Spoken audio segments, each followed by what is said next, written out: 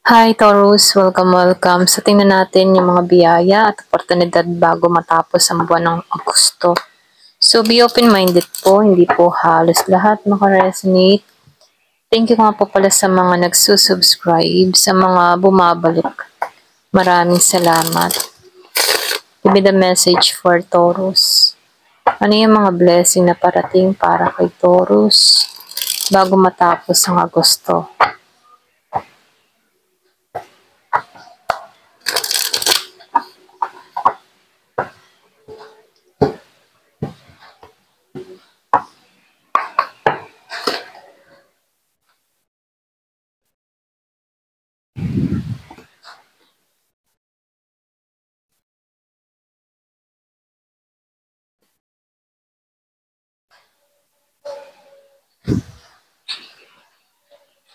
So, lumalabas dito, no? Nakikitaan ko dito, yung iba sa inyo, meron kang mga ginagawa, sinisimulan, okay? So, nakikitaan ko dito yung iba sa inyo, nakatuon ka sa iyong sariling kaligayahan. Yun yung priority mo. Tanggalan yung mga dapat tanggalan, okay? So, hindi mo na muna iniintindi yung mga isipin, mga problema. Kumbaga, nililinaw mo dito yung kaisipan mo. Okay? Kasi dito, yung iba sa inyo, mahabang panahon ka din dito na maraming naging karanasan, problema, kinaharap. Pero ganun pa man, nakikitaan ko dito, andito ka sa moment ng nino-nurture ko muna yung sarili ko. Aalagaan ko muna yung sarili ko. Or pwede rin sabihin, tinutulak ka dito na dun ka magtuon, mag-focus sa sarili mong paglago. So, pagdating naman sa oportunidad, nakikitaan ko dito, magbubukasan to, okay? Pwedeng trabaho, pwedeng merong i-offer, or pwedeng meron ditong promotion, meron bigla ang alok, okay?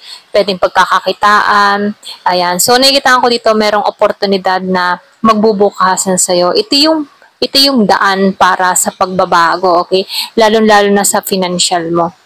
So, nakikitaan ko dito, bagong experience to para sa'yo, okay? Saksi ang lahat, kumbaga, nakikita ng ibang tao, yung pagbabago, unti-unting pagbabago na nangyayari sa'yo, okay?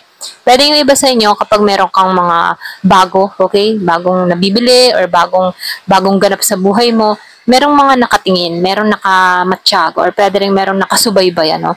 So, yung iba sa inyo, prone ka sa ganun, okay? Pwedeng maraming na-intriga or na-chichismis, ano bang meron sa'yo ngayon, okay? So, nakikitaan ko rin dito, pagdating naman sa kaperahan mo, stable ka. Kumbaga, nakikitaan ko dito, pwedeng nakakaipon ka, okay? Kahit hindi ka kalakihan yung sahod, or kahit kalakihan yung sahod mo, andun yung stability, okay? Andun yung panatag yung kaperahan mo dito. Hindi, ibang tipong merong paglalaanan, ganun, okay? Yung pera mo, may pinaglalaanan. Hindi ka basta-basta gastos ng gastos, ganyan. Ito lang nakikita ko sa'yo, marunong kang humawak ng pera. Magaling kang humawak ng pera.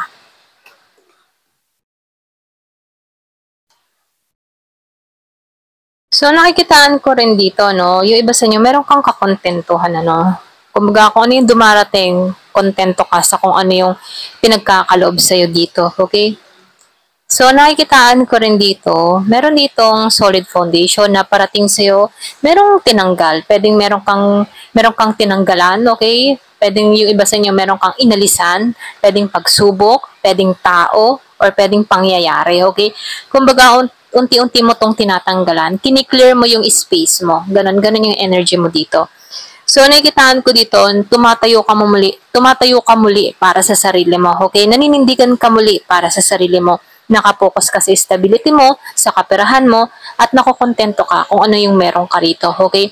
So, pagdating sa kaperahan, may pag-angat na mangyayari sa'yo, okay? So, nakikitaan ko rin dito, unti-unti ka nagkakaroon ng kaalaman, direksyon, ano ba yung kasunod kong hakbang, ano ba yung gagawin ko, ganun yung energy mo. At alam mo kung saan ka tutungo, okay?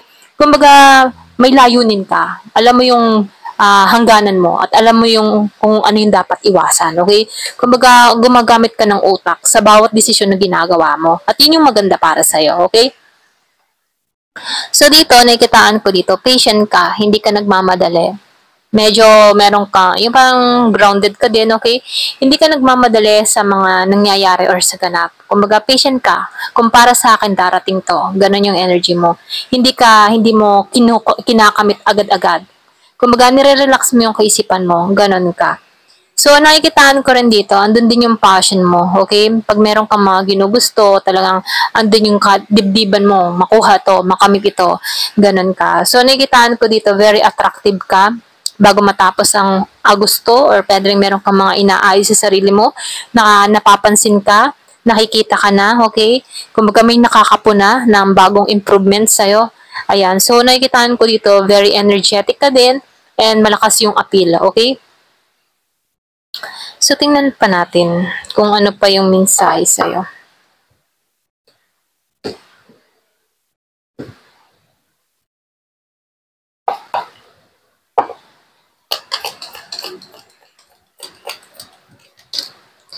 So, dito lang meron ako nakikitang magbubukasan talaga yung oportunidad, So, yung unang mensahe dito sa unang card, talagang oportunidad. So, lumabas nga, confirmation.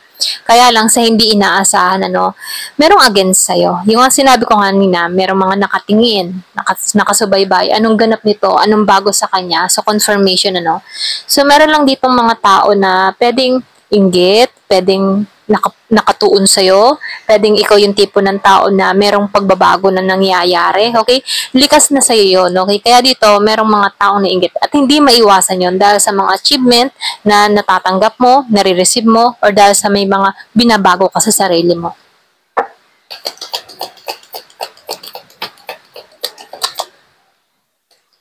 So, nakikitaan ko din dito, bagong trabaho yung nag-iintay, meron ditong parating sa'yo, okay? Bagong trabaho, bagong oportunidad, karera, ganyan.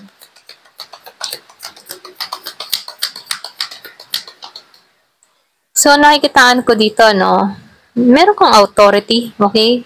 Kumbaga, kaya mo ang lahat. May authority ka para sa sarili mo.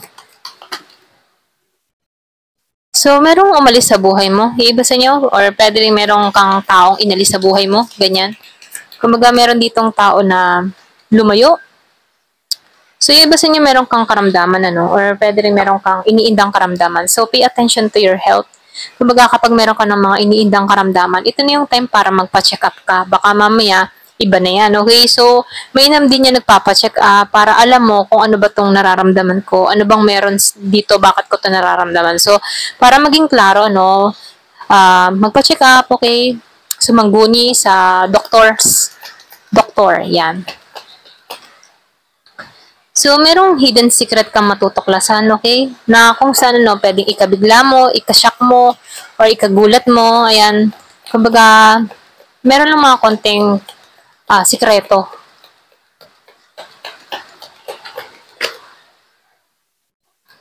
So, nakikita ko dito bagong bahay yung parating dun sa iba. Pwedeng pinag-ipunan mo to. Pwedeng ito yung plano mo. So, parating to, bagong bahay, bagong oportunidad, bagong attitude naman dun sa iba. Pwedeng bagong pananaw sa buhay. So, great passion, meron ditong parating sa'yo na great passion. Ayan. Dun mo mararamdaman yung pagmamahal. So, meron ditong reconciliation dun sa iba. Pwedeng meron ditong tao na gustong makisangguni sa'yo. Gusto kang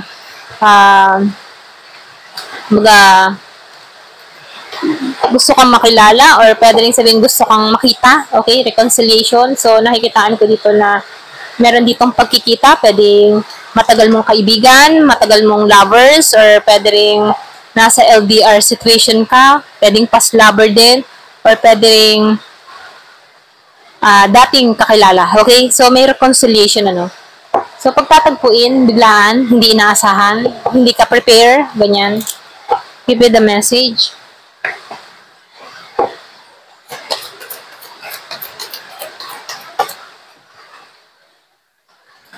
So, dito, movement, merong action, merong pagkilos. So, nakikitaan ko dito, yung iba sa inyo, inspired ka, merong kang plano, merong kang gustong gawin. Kumbaga, merong naghihikayat sa'yo na kumilos, okay, para makamit yung minimithi, pangarap, ganon. So, meron nagtutulak sa'yo na gumawa na ng action.